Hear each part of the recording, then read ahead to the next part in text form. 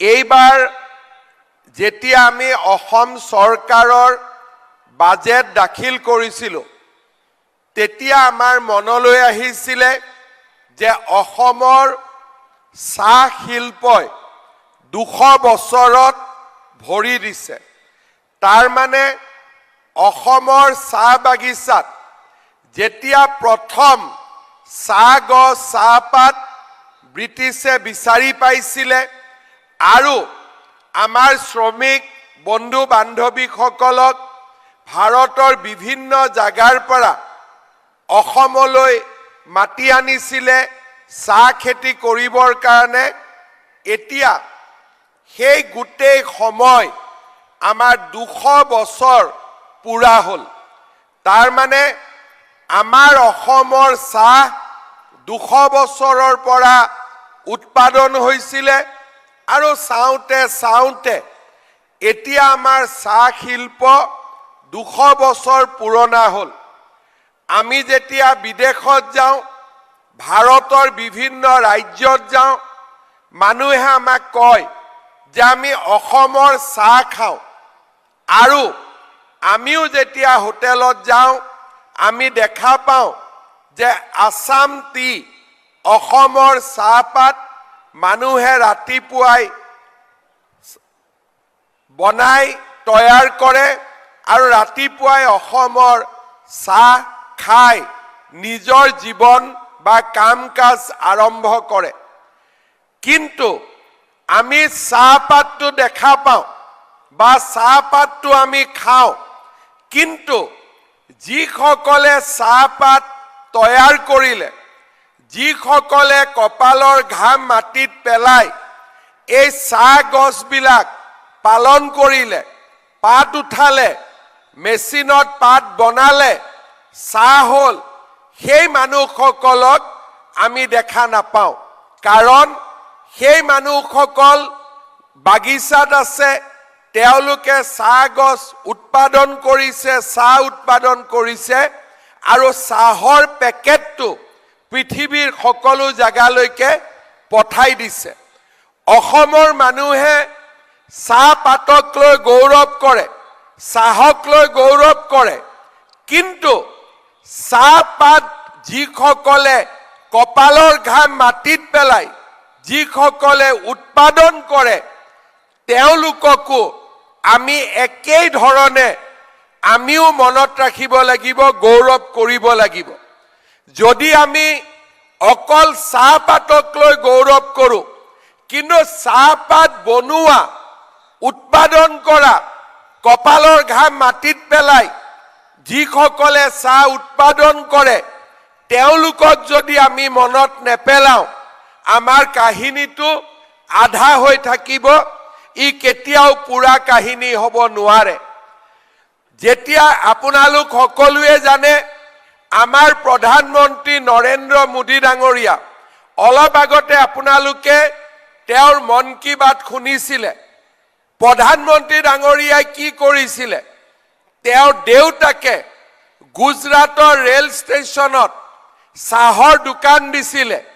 ৰাতিপুৱা নৰেন্দ্ৰ মোদী আৰু তেওঁৰ দেউতাকে মোদী ডাঙৰীয়া স্কুলত যোৱাৰ আগতে গুজৰাটৰ ৰেল ষ্টেচনত তেওঁ চাহ বিক্ৰী কৰিছিলে আৰু তেনেকৈ চাহ বিক্ৰী কৰি কৰি আজি তেওঁ ভাৰতৰ প্ৰধানমন্ত্ৰী হৈছে। তেওঁ ক'ৰ চাহ বিক্ৰী কৰিছিলে? আমাৰ অসমৰ বাবা মাসকলে বনোৱা চাহ তেওঁ গুজৰাটৰ ৰেল ষ্টেচনত বিক্ৰী কৰিছিলে। আৰু সেইকাৰণে অসমৰ কথা ক'লেই তেওঁৰ সদায় মনটো আনন্দত গা কৰি উঠে, তেওঁ খুব ভাল পায়। কাৰণ তেওঁৰ জীৱনটোৱে অসমৰ চাহপাতৰ দ্বাৰা নিৰ্মাণ হৈছিলে। মই যেতিয়া অসমৰ মুখ্যমন্ত্ৰী হৈছিলোঁ তেতিয়া মোক মোদী ডাঙৰীয়াই কৈছিলে যে বেলেগ কামৰ লগতে আমাৰ চাহ বাগানৰ যিসকলে কাম কৰে, শ্ৰমিক বন্ধুসকলে কাম কৰে, তেওঁলোকৰ আৰ্থ সামাজিক তেওঁলোকৰ উন্নয়নৰ বাবে তুমি বেছিকৈ কাম কৰিবা। সেই কাৰণে আপোনালোকে দেখা পাব যোৱা 5 বছৰত আমি আটাইতকৈ বেছি চাহ বাগিচাৰ শ্ৰমিকসকলৰ কাৰণে মোৰ বাবা মাসকলৰ কাৰণে আমি আটাইতকৈ বেছিকৈ কাম কৰিবলৈ যত্ন কৰিছো।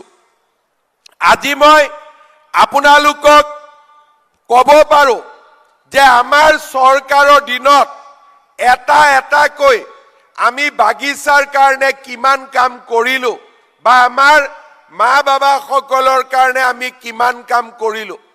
যোৱা মাহত যেতিয়া আমি চাকৰি চৰকাৰী চাকৰি দিয়াৰ আমি আৰম্ভ কৰিছিলো, প্ৰথমতে আমি ভাবা নাছিলো যে আমি বাগানৰ ল'ৰা ছোৱালীক বেলেগ কৰি চাকৰি দিব পাৰিম।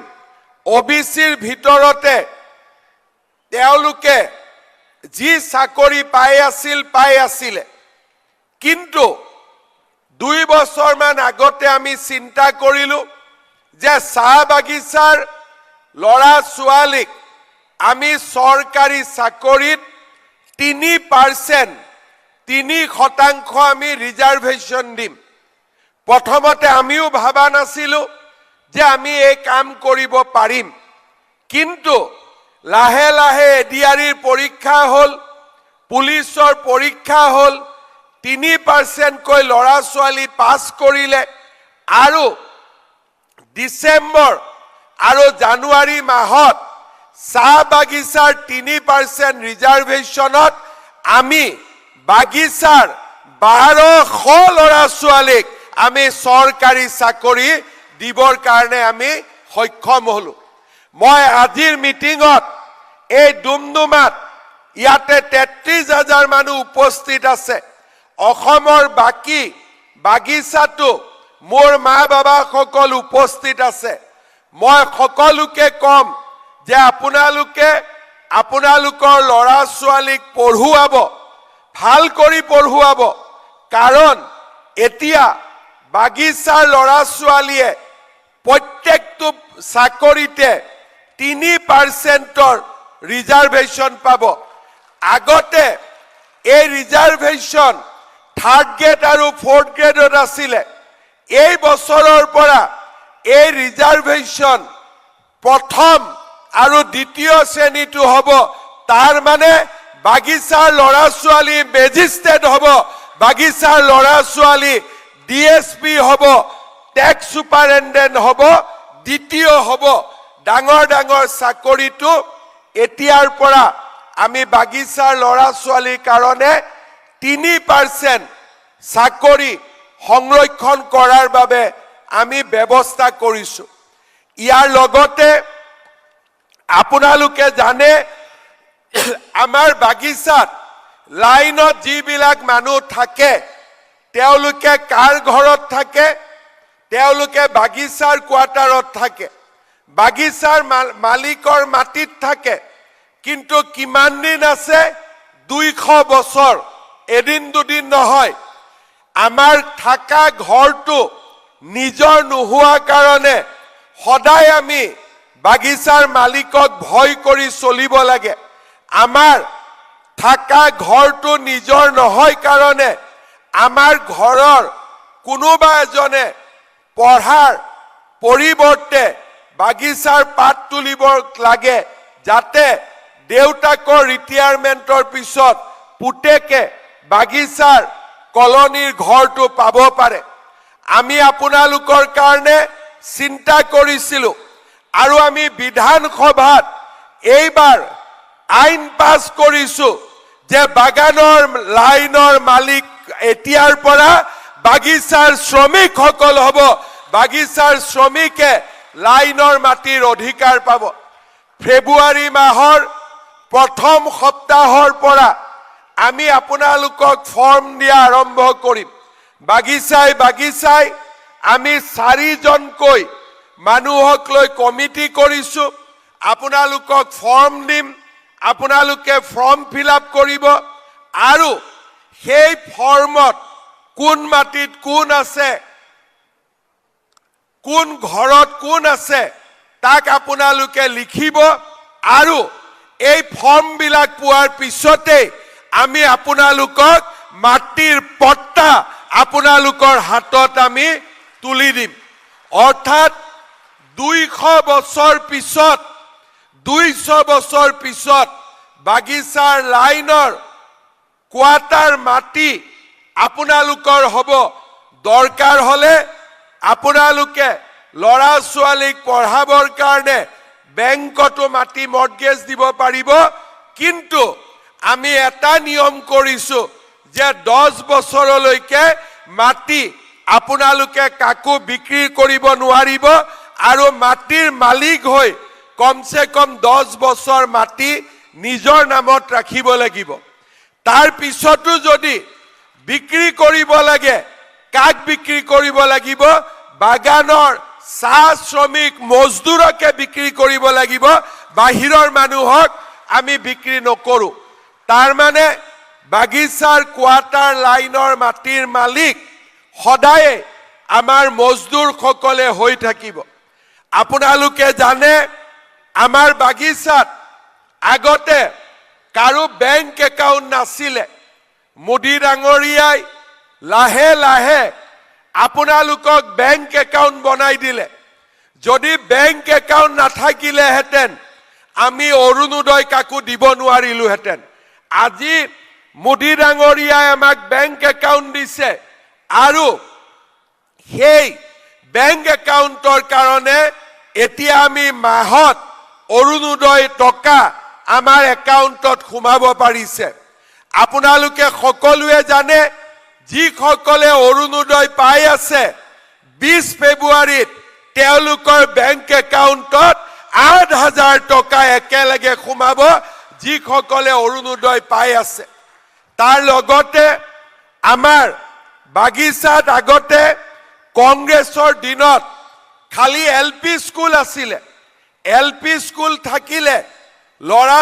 ছোৱালীয়ে পঢ়া আৰম্ভ কৰিব পাৰে কিন্তু এলপি পাস কৰি কোনেও চাকৰি পাব নোৱাৰে সেই কাৰণে আমি বাগিচাত 120খন হাই স্কুল আমি কৰিলো আৰু বাগিচাৰ লৰা ছোৱালীয়ে এতিয়া সেই হাই স্কুলত পঢ়ে ফেব্ৰুৱাৰী মাহত আগৰ 120খনৰ লগত নতুনকৈ আৰু 100খন হাই স্কুল আমি বাগিচাত মুকলি কৰি দিবৰ কাৰণে আমি চিন্তা কৰিছো শ্ৰদ্ধা ৰাইজ আগতে বাগিচাত কোনো ডাক্তৰ নাছিলে আমি এটা দুটাকৈ মেডিকেলত সিট দিছিলো আৰু বৰ্তমান আমাৰ চৰকাৰে মেডিকেলত 27টা সিট আমি বাগিচাৰ লৰা ছোৱালীৰ কাৰণে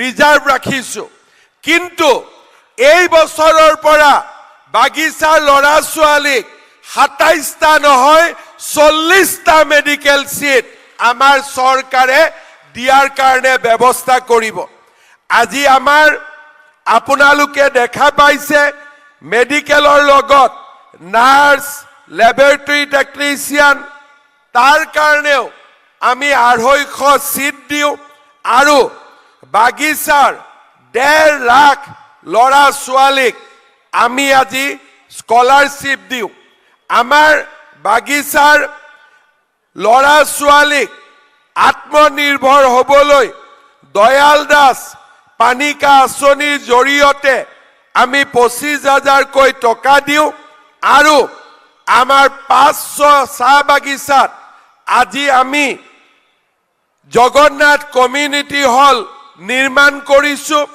আমাৰ বাগিচাত 80খন মোবাইল মেডিকেল ইউনিট বাগিচাই যায় আৰু বাগিচাৰ মহিলা যদি গৰ্ভৱতী হয় সেই মহিলা গৰাকীক আমি পুষ্টিকৰ খাদ্য খাবৰ বাবে আমি 15,000 টকাকৈ চৰকাৰৰ পৰা দিয়াৰ আমি ব্যৱস্থা কৰো আমাৰ চাহ বাগিচাত টি গাৰ্ডেন ফুটবল এই ধৰণৰ বাগিচাত আমি খেলাৰ পৰিবেশ আমি বৃদ্ধি কৰিছো ইয়াৰ উপৰিও আপোনালোকৰ মনত আছে যোৱা বছৰ ফেব্ৰুৱাৰী মাহত আমি বাগিচাৰ ল'ৰা ছোৱালীক গুৱাহাটীলৈ লৈ গৈছিলোঁ আৰু সেই বাগিচাৰ ল'ৰা ছোৱালীয়ে গোটেই পৃথিৱীৰ মানুহৰ সন্মুখত ঝুমুৰ নৃত্য প্ৰদৰ্শন কৰিছিলে। এতিয়া আমি ঝুমুৰ বাগিচাত আছিলে, বাগিচাৰ পৰা ঝুমুৰ আমি গুৱাহাটীলৈ লৈ গলো। অহা বছৰ আমি ঝুমুৰ দিল্লীলৈকে লৈ যাম, যাতে দিল্লীতো আমাৰ ছোৱালীবিলাকে ঝুমুৰ, ল'ৰাবিলাকে ঝুমুৰ প্ৰদৰ্শন কৰিব পাৰে। শ্ৰদ্ধাৰ ৰাইজ, আজি আমাৰ বাবে এটা আনন্দৰ দিন। মই মোৰ বক্তব্যত কৈছিলোঁ যে আমাৰ চাহ বাগিচাই বা আমাৰ শ্ৰমিকসকল অসমলৈ অহা 200 বছৰ পূৰণ হ'ল। কিমান দিন হ'ল? 200 বছৰ। আমাৰ চাহ শিল্প কিমান দিন হ'ল? 200 বছৰ। এই যে 200 বছৰ আপোনালোকে কপালৰ ঘাম মাটিত পেলাই অসমত চাহ উৎপাদন কৰিলে, তাৰ বাবে আপোনালোকক ধন্যবাদ জনাবৰ বাবে, আপোনালোকক সন্মান কৰিবৰ বাবে আজি আমি গোটেই অসমতে এখন মিটিং আয়োজন কৰিছোঁ। আজি ডুমডুমাত